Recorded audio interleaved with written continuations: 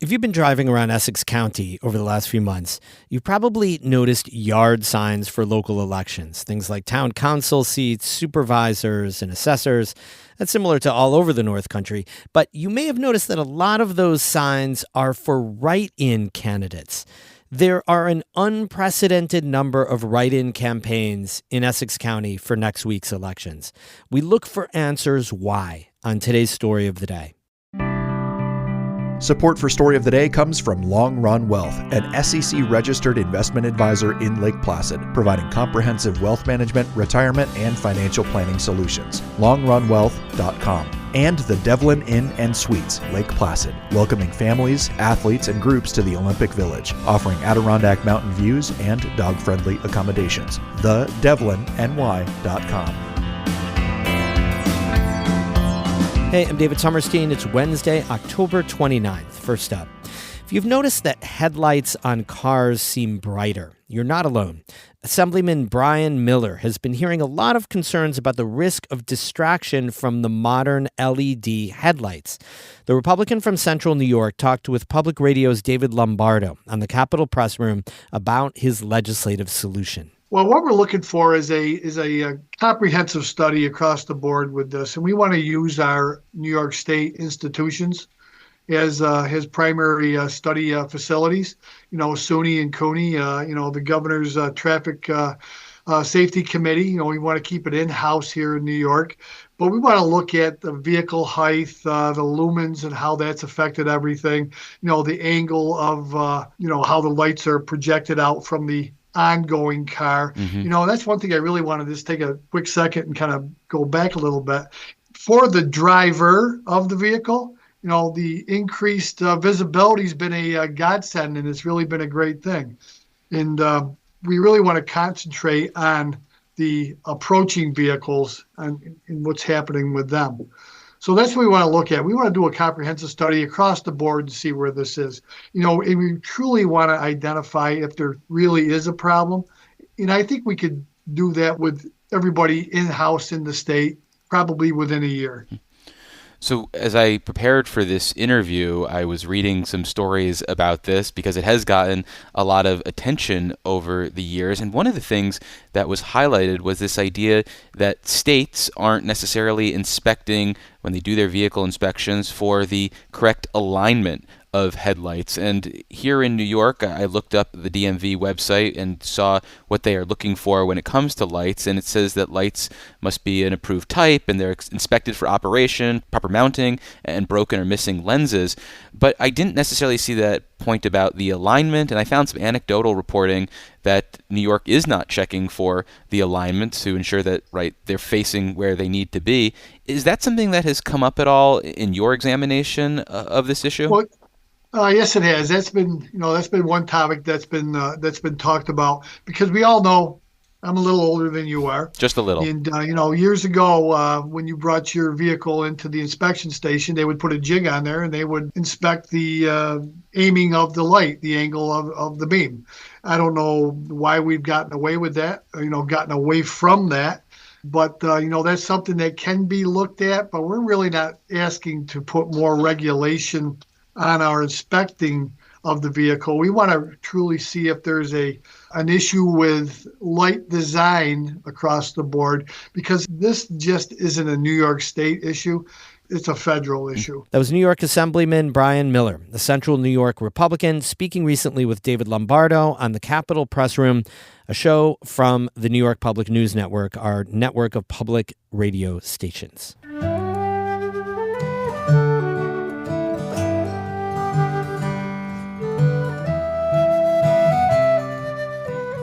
So there are a minimum of 7 races in 5 towns in Essex County that have write-in campaigns, and there are probably more. Grace McIntyre has been doing this reporting for the Adirondack Daily-Enterprise newspaper, and she spoke with Amy Feiereisel about why there are so many write-ins this election season. There are also a few more towns where there are no petitions filed, where it's very possible that there might be a write-in campaign. A few of the people that I was able to get in touch with, in the town of Wilmington, there are a couple of write-in candidates. There was kind of a unique situation here because the current town supervisor in Wilmington, Favor Smith, had decided to retire after having already been nominated for the party line. And so he stepped down for personal reasons. And so Sam Hazelton is one of the candidates who's running essentially for his empty spot. That same situation happened in the town of Willsboro, where Sean Gilliland, the current supervisor, also stepped down. Tracy McGill is running for supervisor in that town, and she had already been planning on running, but just for personal reasons hadn't been able to circulate petitions in time, and so she's also running as a write-in candidate. For the vast majority of people I talked to, timing was the main thing, but there's also kind of all sorts of unique situations in the different towns that are kind of the underlying reasons for the write-in campaigns. Yeah, so on the one hand, you could say, okay, there was just a confluence of a bunch of unique situations, but also, like you said, timing was a big part of it. And that actually there's something bigger there. Mm. Yeah, sure. So in 2019, New York state election law was changed so that primary elections take place in June instead of September. So that's moving the entire process up a couple of months. You're looking at people who want to run for an office having to have all their things together and be prepared to circulate petitions and do everything, turn in the paperwork in the early spring and even like late winter there. The people I talked to really just said that the earlier primaries really just crunch the timeline for people, and in a lot of cases it just doesn't work out. People are busy, they're working other jobs, and they don't circulate a petition in time. What have local officials and people thinking about elections in New York said to you about that change, moving it several months earlier? I'd say in general, the people who are a part of the Board of Elections, the election commissioners, I talked to both, they basically told me that this change is not ideal for local voters. They'd like to see the process be more user-friendly in general. So not forcing people to decide well in advance whether they want to run, and